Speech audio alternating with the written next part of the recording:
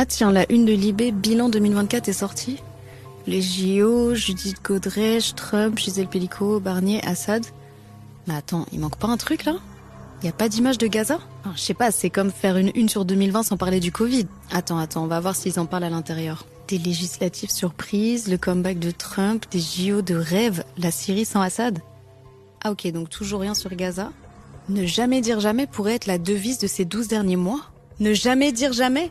Vous voulez dire comme quand on a dit plus jamais ça après 1945? Apparemment c'était trop ambitieux, on s'est un peu enflammé en fait. 20 lignes après l'intro, C8, l'abbé Pierre et le pastis ont été mentionnés mais toujours rien sur Gaza. Ensuite, un paragraphe entier sur la dissolution et la première fois que Gaza est cité, c'est dans le 4e paragraphe pour dire qu'à cause de cette guerre, on a oublié l'Ukraine. Les mandats d'arrêt pour crimes contre l'humanité sont mentionnés entre parenthèses, genre « Ah oui, au fait, il y a ça aussi, mais bon ». Mais le plus hallucinant, c'est l'article dédié au Proche-Orient à l'intérieur, à la page 14, une double page sur l'escalade au Proche-Orient. Selon Libé, ce qui se passe depuis plus d'un an, c'est juste une guerre régionale contre les proxys de l'Iran. Aucune mention de l'intention de génocide, de la destruction de toutes les infrastructures comme les hôpitaux, les écoles, ni des entraves à la distribution de l'aide humanitaire et de la famine qui sévit à Gaza. Et pas non plus des plus de 200 journalistes ou des professionnels de santé et humanitaires tués par Israël dans l'enclave. Rien sur les mobilisations mondiales historiques, rien sur la censure numérique. Mais comment c'est possible d'être aussi déconnecté de la réalité ?